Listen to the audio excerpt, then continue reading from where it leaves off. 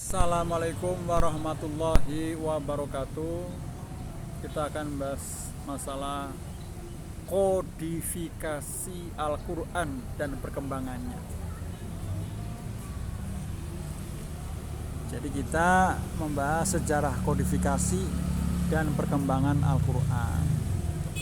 Allah telah menjamin kemurnian dan kesucian Al-Quran. Dijelaskan dalam surat Al-Hijr ayat 9, A'udzubillahi minasyaitonirrajim, Bismillahirrahmanirrahim. Inna nahnu nazzalna dzikra wa innahu lahafizun. Sesungguhnya kamilah yang menurunkan Al-Quran, dan sesungguhnya kami benar-benar memeliharanya. Hal ini merupakan jaminan bahwa Al-Quran akan selamat dari usaha-usaha pemalsuan, penambahan, atau pengurangan-pengurangan. Dalam catatan sejarah dapat dibuktikan bahwa proses kodifikasi dan penulisan Al-Quran dapat menjamin kesucian dan keaslian secara meyakinkan. Al-Quran telah ditulis sejak Nabi masih ada. Begitu wahyu turun kepada Nabi Muhammad Sallallahu Alaihi Wasallam, langsung Nabi memerintahkan para sahabat penulis wahyu untuk menulisnya secara hati-hati. Begitu mereka tulis, kemudian mereka hafalkan, di samping mereka amalkan. Pada awal pemerintahan khalifah yang pertama, yaitu Khulafatur Rasyidin, yaitu Abu Bakar Asy-Syiddiq, Al-Quran telah dapat dikumpulkan dengan mushaf tersendiri.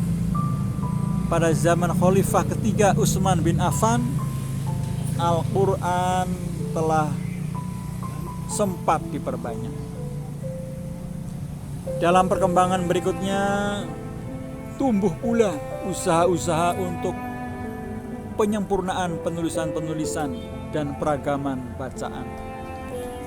Dalam rangka menghindari adanya kesalahan-kesalahan bacaan maupun tulisan, karena penulisan Al-Quran pada masa-masa pertama tidak memakai tanda-tanda baca, tanda titik, dan tanda-tanda harokat, maka Al-Khalil mengambil inisiatif untuk membuat tanda-tanda yang baru, yaitu huruf waw kecil di atas untuk tanda dhammah, huruf alif kecil di atas untuk tanda fathah, huruf ya kecil untuk tanda kasroh pada huruf shin, untuk tanda syaddah huruf H, untuk sukun dan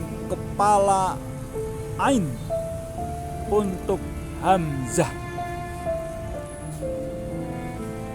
Kemudian tanda-tanda itu dipermudah, dipotong, dan ditambah sehingga menjadi bentuk yang ada sekarang ini.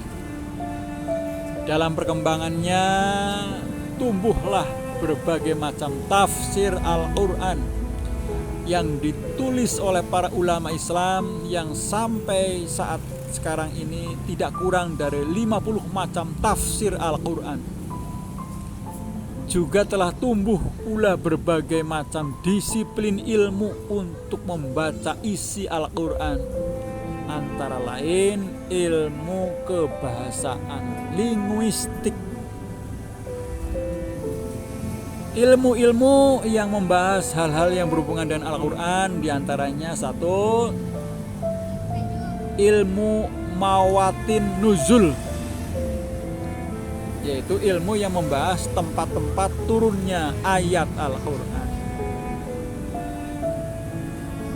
Yang selanjutnya ilmu tajwid, yaitu ilmu yang membahas tentang teknik membaca Al-Quran. Yang selanjutnya ilmu ghoribil Quran, yaitu ilmu yang membahas tentang kalimat-kalimat yang asing seperti dalam Al-Quran.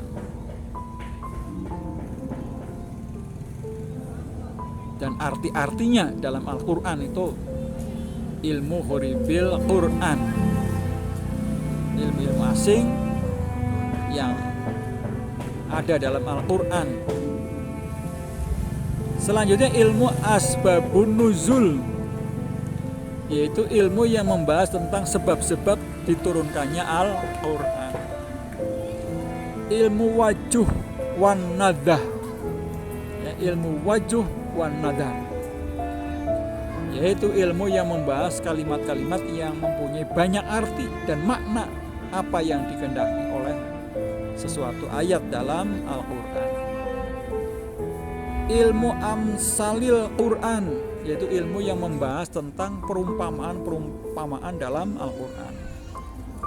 Ilmu samil Quran, ya, ilmu samil Quran, yaitu ilmu yang membahas tentang maksud-maksud sumpah Tuhan dalam Al-Quran dan masih banyak yang lain. Maka kita harus memperdalam Al-Quran, mengamalkan Al-Quran, membaca Al-Quran, sehingga insya Allah kita akan mendapatkan pahala yang besar. Saya kira itu saja dari saya.